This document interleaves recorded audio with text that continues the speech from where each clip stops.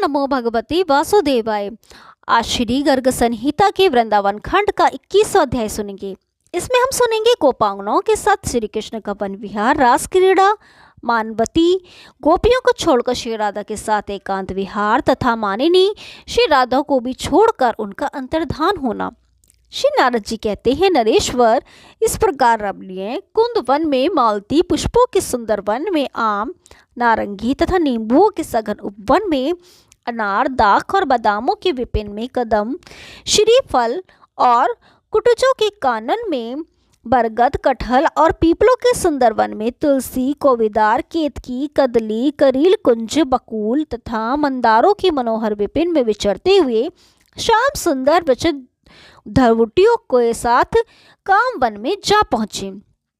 वही एक पर्वत पर श्री कृष्ण ने मधुसर में बांसुरी बजाई। उसकी मोहक तान सुनकर व्रज सुंदर मूर्छित और विवल हो गई। राजन, आकाश में देवताओं के साथ विमानों पर बैठी हुई देवांगनाएं भी मोहित हो गईं। कामदेव के बाणों से उनके अंग अंग बिंध गए तथा उनके नीवी बंद ढीले होकर खिसकने लगे।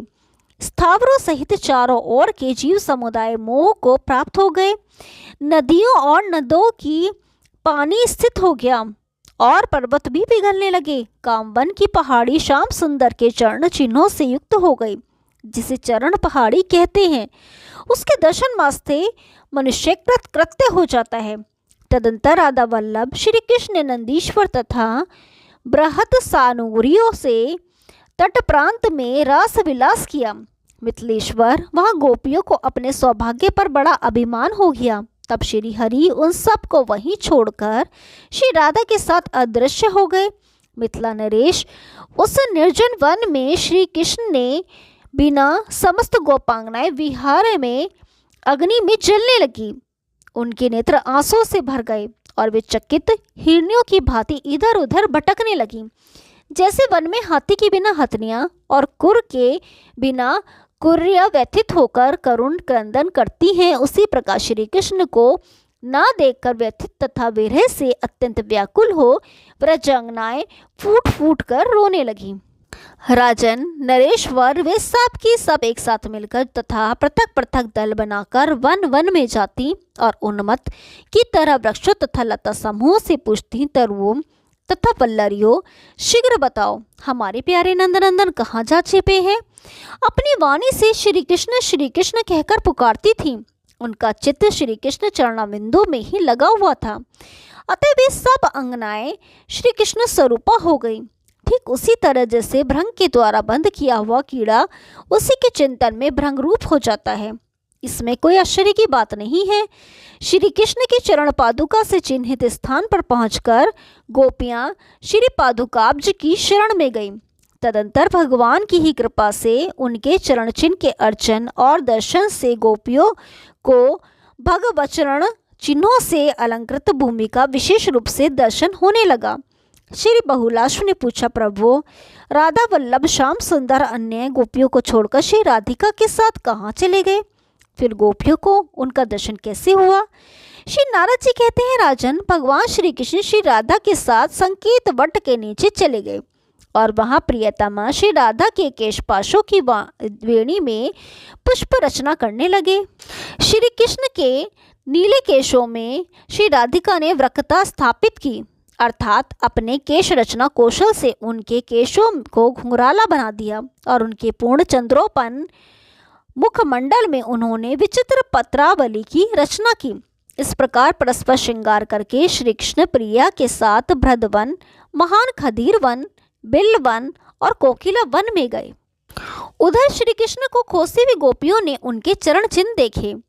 जौ, चक्र, ध्वजा, छत्र, स्वस्तिक, अंकुश, बिंदु, अष्टकोण, व्रज, कमल, नील, शंख, घट, मत्स्य, त्रिकोण, बाण, उद्धव रेखा, धनुष, गोखुर तथा अर्धचंद्र के चिन्हों से सुशोभित महात्मा श्री कृष्ण के पद चिन्हों का अनुसरण करती हुई गोपांगनाएं उन चरणों की धूलि ले लेकर अपने मस्तक पर रखती और आगे बढ़ती जाती थी। फिर उन्होंने श्री कृष्ण के चरण चिन्हों के साथ साथ दूसरे पद चिन्ह भी देखे। वे ध्वजा, पदम, छत्र, जौ, उदर रेखा, चक्र, अंत चंद्र, अंकुश और बिंदुओं से शोभित थे। विधेयराज, लवंगलता, सदगदा, पाठिन, शंख, गिरिराज, शक्ति, सिंहासन, रथ और 2 बिंदुओं के चिन्हों से सुशोभित विचित्र शोभाशाली उन चरण चिन्हों को देखकर गोपियां परस्पर कहने लगीं, निश्चय ही नंद नंदन श्री राधिका को साथ लेकर गए हैं। श्री कृष्ण चरण अरविंदों के चिन्ह निहारती हुई गोपियां कोकिला वन में जा पहुंची। उन गोपागनाओं का कोलाहल सुनकर माधव ने श्री राधा से कहा, कोटि चंद्रमाओं को अपने सौंदर्य से तिरस्कृत करने वाली प्रिय श्री राधे, सब ओर से गोपिकाएं आ पहुंची। अब वे तुम्हें अपने साथ ले जाएंगी, अतः यहाँ से जल्दी निकल चलो। उस समय रूप, यौवन, कौशल्य और शील के गर्व से गर्वीली मानवता राधा रमापति से बोली, प्यारे, मैं कभी राजवंश से बाहर नहीं निकली थी, किंतु आज अधिक चलना पड़ा है, अतः अब एक पग भी चलने में समर्थ नहीं हूँ। देखते नहीं, मैं सुकुमारी राजकुमारी पसीना पसीना हो गई हूँ, फिर मुझे कैसे ले चलोगे? श्री नारद जी कहते हैं, वचन सुनकर राधिका वल्लभ श्री कृष्ण श्री राधा के ऊपर अपने दिव्य पीतांबर से हवा करने लगे। फिर उनका हाथ थामकर बोले, श्री राधे, अब तुम अपने मौज से धीरे धीरे चलो। उस समय श्री कृष्ण के बारंबार कहने पर भी श्री राधा ने अपना पैर आगे नहीं बढ़ाया। वे श्री हरि की ओर पीठ करके चुपचाप खड़ी रहीं।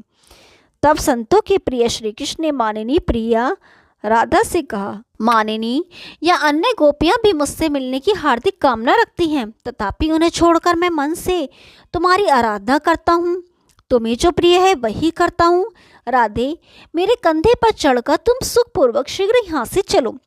श्री नारद जी कहते हैं, नरेश्वर, उनके यों कहने पर प्रिया ने जब उनके कंधों पर चढ़ना चाहा, तभी स्वच्छंद गति वाले ईश्वर प्रियतम श्री कृष्ण वहां से अंतर्धान हो गए। राजेंद्र, फिर तो कीर्ति कुमारी राधा का मान उतर गया। वे उस महान कोकिला वन में भगवत विरह से व्याकुल हो उस स्वर से रोदन करने लगी।